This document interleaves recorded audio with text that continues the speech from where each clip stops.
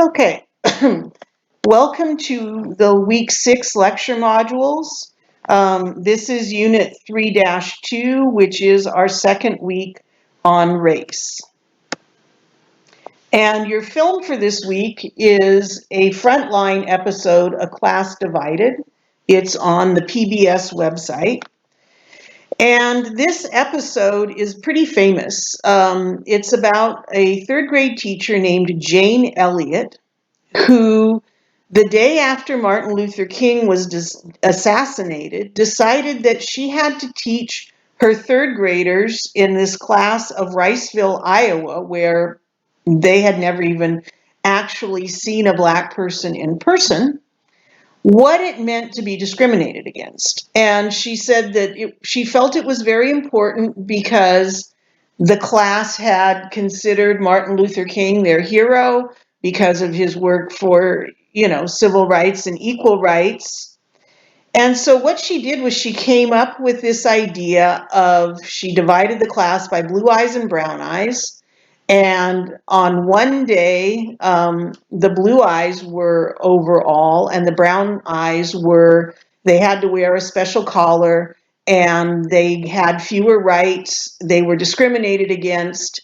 And then the next day they switched. So the brown eyes were on top and the blue eyes were on the bottom. And she used this as an objective lesson to show people what it felt like to be discriminated against because of some physical trait that a person is born with, and there's nothing you can do to change it.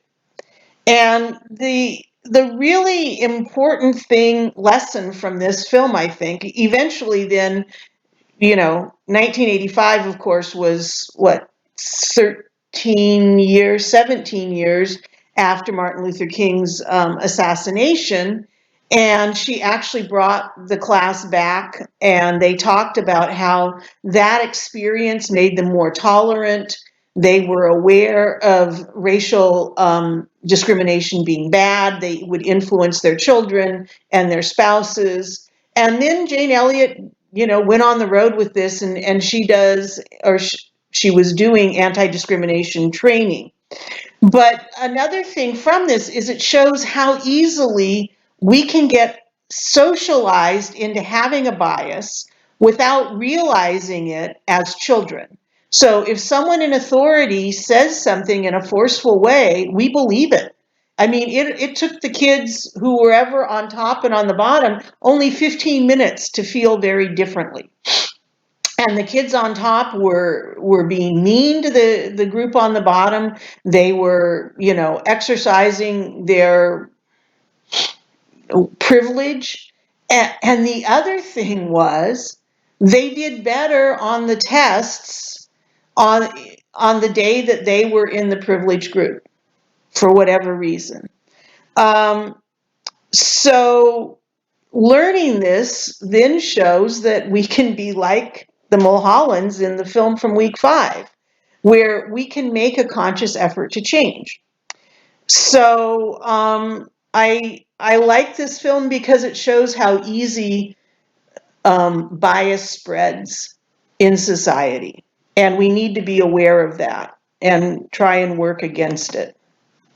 So I have included a page of optional activities on bias.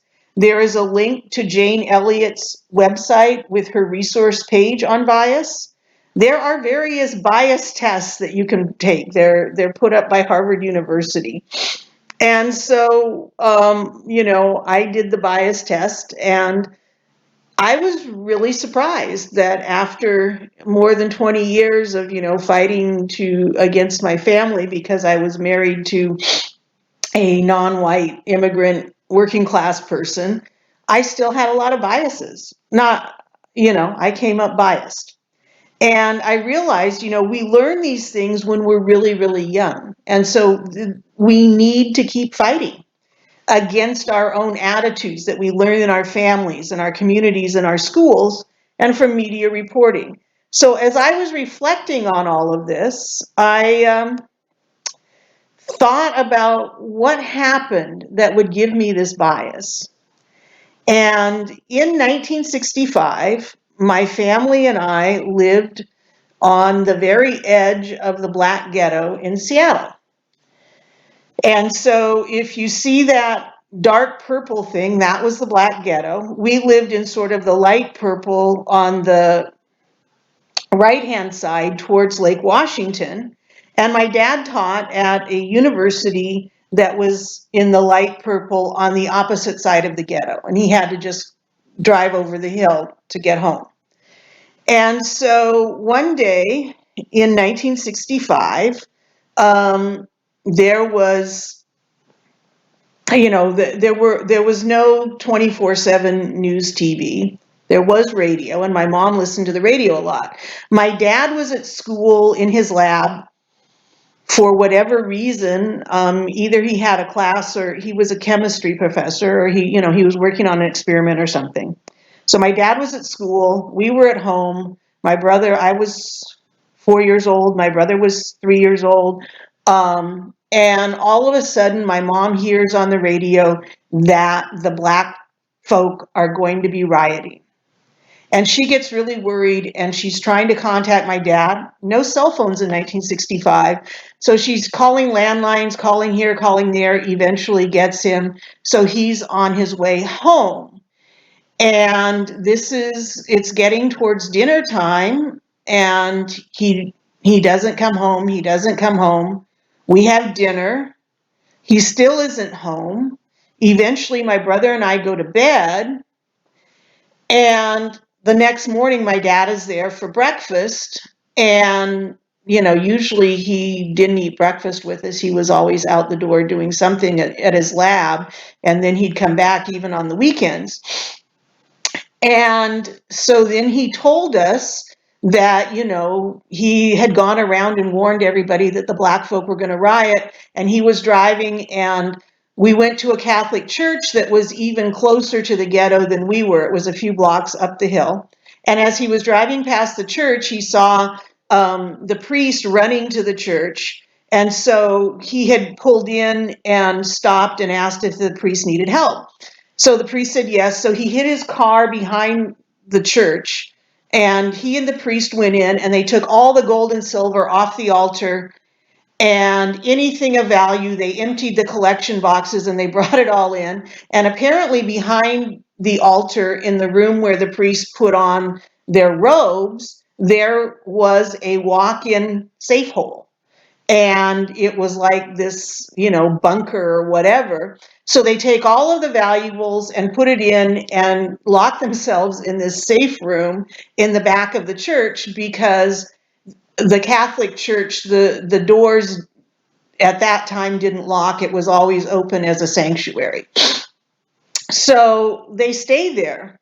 But in that room, they don't have radio, they don't have anything. So they stayed there like most of the night, I think. And then they came out, and, there was nothing going on. They heard some noises during the night, and they didn't know if it was people who were going to steal things from the church or what. And, there was mass in the morning, so they carried everything out and got set up for mass. There was a 5 o'clock mass or something like that, and my dad came home.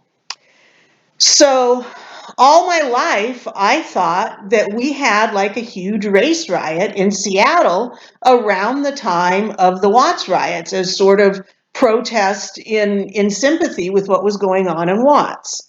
And then I came to UC San Diego, and a friend of mine in the ethnic studies department showed me pictures.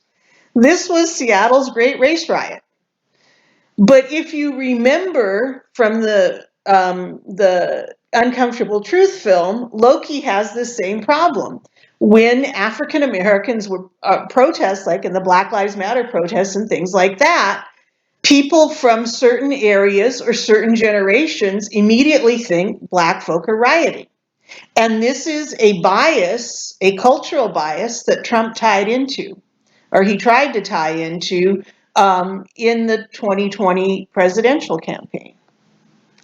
So, yeah, I was really surprised that this was the rioting. And apparently there were 2 plate glass windows in one store or in 2 stores that were next door to each other that got smashed in this horrible riot. But for the most part, it was a peaceful protest. The protesters, including their white allies, marched from one end of the city up to the federal courthouse, demanding equal rights for, as you can see, all men, and protesting injustice. So, what are our main takeaways? Well, racial inequality is a social construction, and it is designed to benefit the power elite because it divides the working class into racial factions. And this has been a political strategy for over a century, going all the way back to Reconstruction. And it gets resurrected, but it gets used over and over again by people who are aligned with the business elite. And when activists of minority racial groups ally themselves with white labor or working class activists, social change has historically occurred in US history. So the abolitionist movement was an alliance of whites and blacks, the civil rights movement, the Great Society movement. When the people ally themselves, they can create change in our society. And that's all for the first model.